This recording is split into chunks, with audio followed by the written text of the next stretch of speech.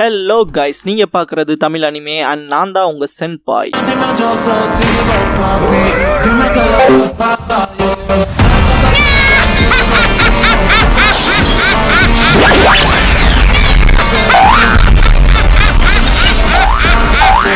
வீடியோக்குள்ள போறக்கு முன்னால ஒரு சின்ன நோட்டிஃபிகேஷன். சப்போஸ் இந்த சேனலுக்கு ஏதாவது ஆச்சுன்னா இதுக்கான பேக்கப் சேனலோட லிங்கை கமெண்ட்ல பின் பண்ணி வச்சிருக்கேன். அந்த சேனலை சப்ஸ்கிரைப் பண்ணி வச்சுக்கோங்க.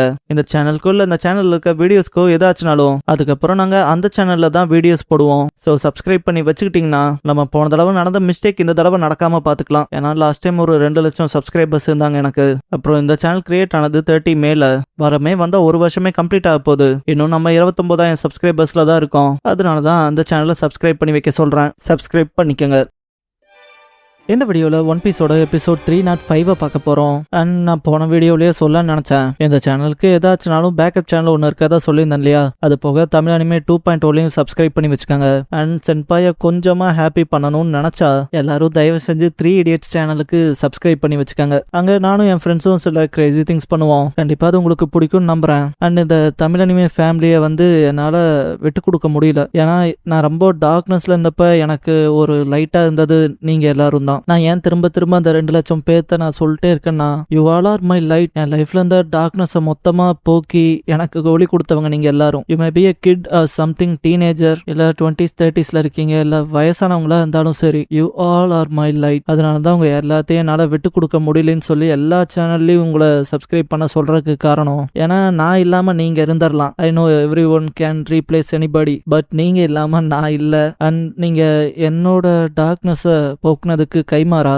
என்னால உங்களுக்கு ஹார்ட் ஒர்க் பண்ணி என்னால முடிஞ்ச கண்டென்ட்ஸை, என்னால முடிஞ்ச நல்ல விஷயங்களை நிறைய உங்களுக்கு சொல்ல முடியும். அண்ட் நானுமே எனக்கான ஆடியன்ஸுக்கு ரொம்ப ஜென்யூனா இருக்குன்னு நம்புறேன். இவன் எனக்கு எவ்வளோ கெட்ட விதமான ஆட்ஸ் வந்தாலும் சரி, ஈவன் பெட்டிங் ஆப்ஸோட ஆட்ஸ் வந்தாலும் சரி, காசுக்காக நான் அந்த விஷயத்த பண்ணதே கிடையாது, பண்ணவும் மாட்டேன். அண்ட் வீடியோ பார்க்குற சில பேர் பண்ண நீ தாண்டா ட்ரோல் செய்யப்படுவேன்னு கூட நக்கல் பண்ணலாம். பட் காசு பிரச்சனை இருக்கவனுக்கு எதுவாக இருந்தாலும் செய்யலாம்னு நினைப்பான். நான் தான் சொன்னேன் ஸ்டார்டிங்ல, நீங்க எல்லாரும் எனக்கு லைட் போலன்னு. கண்டிப்பா என்னைக்கும் எந்த விஷயத்திலையும் நான் உங்களை ஏமாத்த மாட்டேன். நான் உங்களுக்கு ரொம்ப ஜெனியூனா இருப்பேன். நீங்க எந்த அளவுக்கு எனக்கு ஜெனியூனா இருந்து எனக்கான ஒரு லைட்டா இருந்தீங்களோ அது போல. அண்ட் சம்டைம்ஸ் நீங்க எப்பவுமே கிவ் அப் பண்ணிடாதீங்க சென்பாய். நீங்க பாட்டுக்கு உங்க வேலையை பாருங்க. ஒரு நாள் கண்டிப்பா உங்களுக்கான ரெகக்னிஷன் கிடைக்கும்னு சொல்லும் போதெல்லாம் ஐ ஃபீல் ப்ரௌட். நம்ம மேலேயும் கன்சர்ன் வைக்கிறதுக்கு ஒரு 4 பேர் இருக்காங்களேன்னு ஒரு சந்தோஷம் இருக்கும்.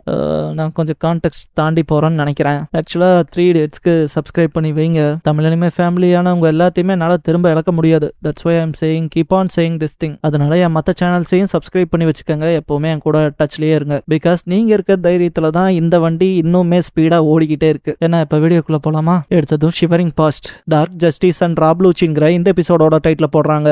லூஃபி லூச்சியை வச்ச பஞ்ச்ல லூச்சிக்குலாம் அந்த ஒரு செகண்ட் அல்லு இருக்காது. மனசுக்குள்ள என்னடா இவ்வளவு பெரிய அட்டாக்க வச்சுட்டான், இந்த பாயிண்ட்ல நான் மட்டும் தண்ணிக்குள்ள விழுந்தா எல்லாம் முடிச்சிடும்னு பயப்படுவான். லூஃபி வச்ச தாக்குதல்ல அவன் பார்த்த பேட்டில் ஷிப் டெக்ல போய் விழுந்திருப்பான். லூஃபியோட கை வீங்கி இருக்கும் இல்லையா, அதை ரிவர்ட் பண்ணவும் அவனோட அப்பர் பாடி வீங்க ஆரம்பிச்சிருக்கும். ஃப்ரெண்ட்ஷிப்ல இருக்கவங்க சீக்கிரமா காயம்பட்டவங்களுக்கு ஹெல்ப் பண்ணுங்கன்னு கத்துவாங்க.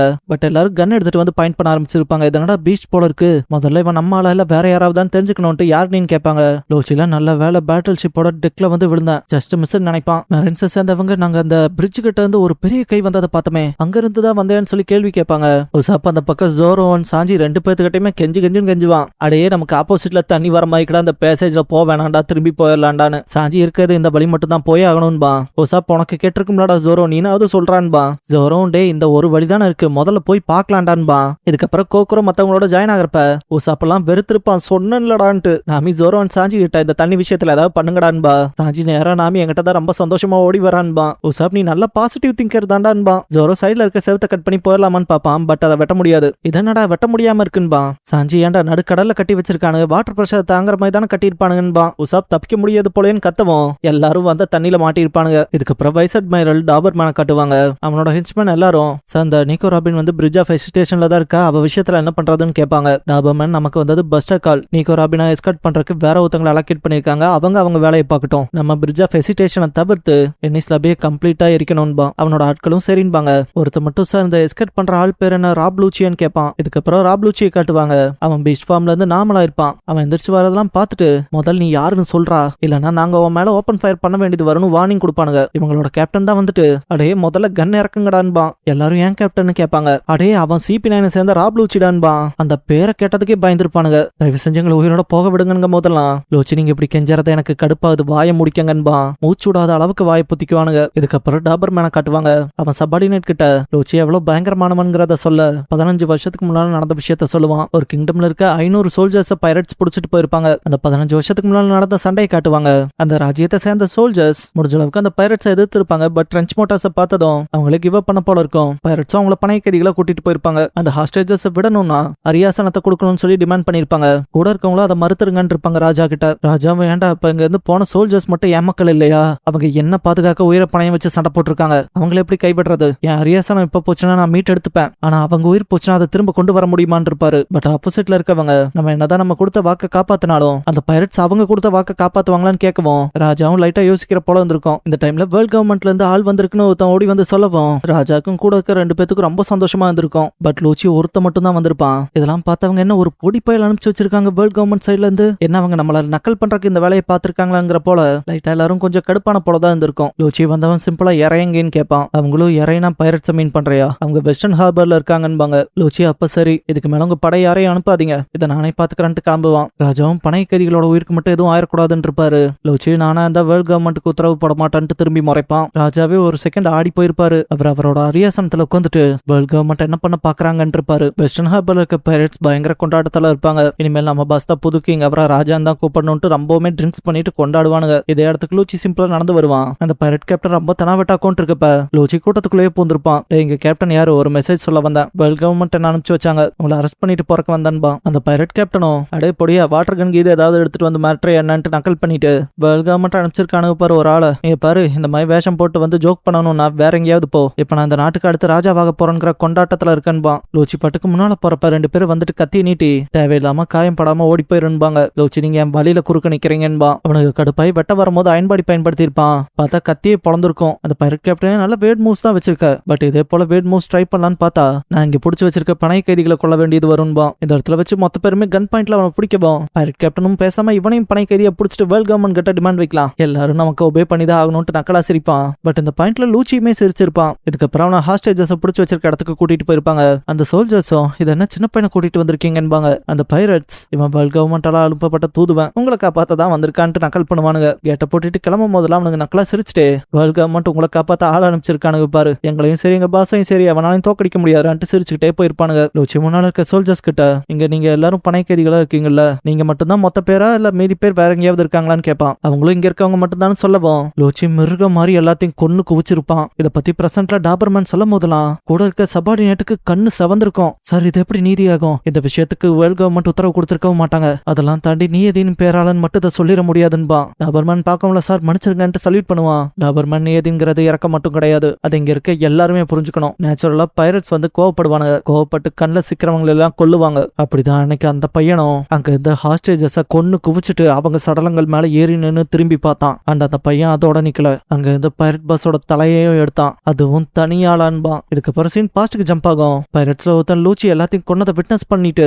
அதை போய் நேரம் அவன் கேப்டன் கிட்ட சொல்லியிருப்பான். அந்த பைரட் கேப்டனே ஆடி போயிருப்பான். இந்த பனை கைதிகளை வச்சுதானே ராஜ்யத்தை பறிக்கலான்னு பார்த்தோம், என்னடா வந்து இப்படி அப்பாவி மக்களை கொண்டிருக்கீன்பா. லூச்சி அவனுக்கு குற்றவாளிகளை தண்டிக்கணும், அதை தான் நான் செஞ்சேன் இருப்பான். கேப்டனும் அடே என்னடா குற்றம் செஞ்சாங்கன்பா. லூச்சி கிங்டமோட சோல்ஜர்ஸா பலவீனமா இருக்கிறதே குற்றம் தான், அவங்க கெட்டவங்க கிட்ட சரண்டர் ஆயிருக்காங்க, அவங்க காப்பாற்ற வேண்டிய கிங்டம் கைவிட்டுருக்கானுங்க, அப்படியாப்பட்ட சோல்ஜர்ஸ் வாழக்கூடாது, அதான் கொன்னுட்டன் இருப்பான். அந்த பைரட் கேப்டன் இவ்வளவு கொடூரத்தை செஞ்சுட்டு நீ வேர்ல்ட் கவர்மெண்டோட அபிஷியல் வேற சொல்லிப்பியான்பா. லூச்சி நீயதி தீயதுக்கு பணியாதுன்னு இருப்பான். கேப்டனை இவன் பேசின வரைக்கும் கேட்டதெல்லாம் போதும்ட்டு அவனை கொல்லுங்கடான்னு இருப்பான். பிரெஞ்ச் மோட்டார்ஸ் வச்சு தாக்கி இருப்பாங்க. கேப்டன் அந்த பைத்தியக்காரனால நமக்கு தான் பிரச்சனை, நல்ல வேலை செத்து ஒழிஞ்சான், இப்ப புது பிளான் வேற போடணும்பா. பார்த்தா ராப் லூச்சிக்கு எதுவும் ஆயிருக்காது, அப்படியே நிப்பான். கேப்டனே எப்படா இதுல இருந்து சர்வே வானான்ட்டு ஷாக்ல இருக்கப்ப சேவ் பண்ணி கிட்ட போய் பிடிச்சிருந்திருப்பான். அந்த பைரட் கேப்டன்ல ஏதாவது பண்ணலான்னு பாத்திருப்பான். சுத்தி இருக்க க்ரூ மெம்பர்ஸ் பயந்துருப்பாங்க. லூச்சி ஃபிங்கர் பிஸ்டல் பண்ணி அவனை கொண்டிருப்பான். மத்த க்ரூ மெம்பர்ஸ் டே இவன் மாஸ்டர் போல இருக்கான்ட்டு பயந்து ஓடி இருந்திருப்பாங்க. பிரசன்ட்ல இருக்க டாபர்மேன் முதுகுல பல புல்லட்ஸ் காயத்தோட அந்த பையன் 13 வயசுலயே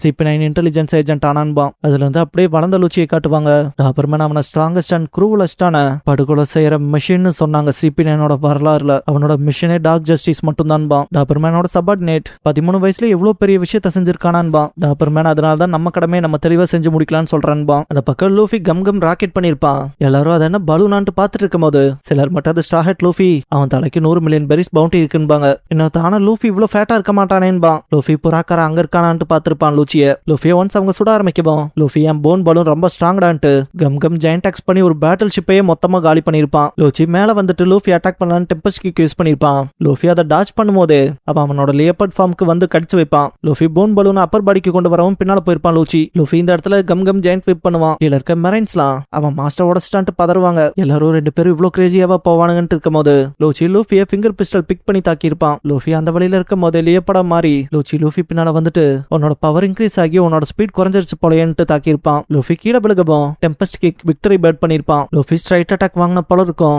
ஷிப்பை சுத்தி இருக்கும் இல்லையா அந்த அயன் திங் அதுவே மொத்தமா பொழந்ததை பார்த்து ஒரு மெரைன் ஆபீசர் எல்லாம் ஷாக் ஆயிருப்பான். லூஃபி ஜஸ்ட் மிஸ்ல தப்பிச்சிருப்பான். ஆனா அந்த அடி வாங்கி இருந்தா 2 துண்டா போயிருப்பான்ங்கிற மாதிரி ஃபீல் பண்ணுவான். லூச்சி மூன் வாக் பண்ணி மேலே ஜம்ப் பண்ணிட்டு இருப்பான். இதுக்கப்புறம் ஸ்பாண்டம் காட்டுவாங்க. அவன் கட்டிஃப்லாம் ஏதோ பாரு உங்க ஆட்டம்லாம் முடிஞ்சது, இதுக்கப்புறம் அவனால எதுவும் பண்ண முடியாதுன்பான். பிராங்கி சண்டையே முடியாம இதெல்லாம் பேசக்கூடாதுன்பான். ஸ்பாண்டம் இப்ப ஸ்ட்ராஹெட் லூஃபி சண்டை போடுறது CP9 வரலாறுலயே ஸ்ட்ராங்கா இருக்க லூச்சி கூட அவன் ஒரு ரியல் மான்ஸ்டர், அவங்ககிட்ட எல்லாம் ஜெயிக்கவே முடியாதுன்பான். பிராங்கி கிட்ட ஒன்ஸ் அவனை காலி பண்ணதுக்கு அப்புறம் அவன் அடுத்து உங்ககிட்ட தாங்க வருவான் கட்டிஃப்லாம்பான். பிராங்கி மனசுக்குள்ள ஸ்ட்ராஹெட் ஒன்னு நம்பிதான் இருக்கன்பான். உனக்குமா வெளியே வந்தவன் என்னாச்சுன்னு கேட்பான். மெரைன் ஆபீசர்ஸ் லூச்சியும் லூஃபியும் பேட்டில் ஷிப் நம்பர் 4ல சண்டை போடுறதா சொல்லுவாங்க. அவனும் லூச்சி சாக மாட்டா சர்வைவ் ஆயிருவான்ட்டு எல்லாத்தையும் அந்த பேட்டில் ஷிப்பை பார்த்து சுட சொல்லுவான். அங்க இருக்க ஒரு மெரைன் ஆபீசர் சார் அந்த ஷிப்ல 1000 பேர் இருப்பாங்கன்பா.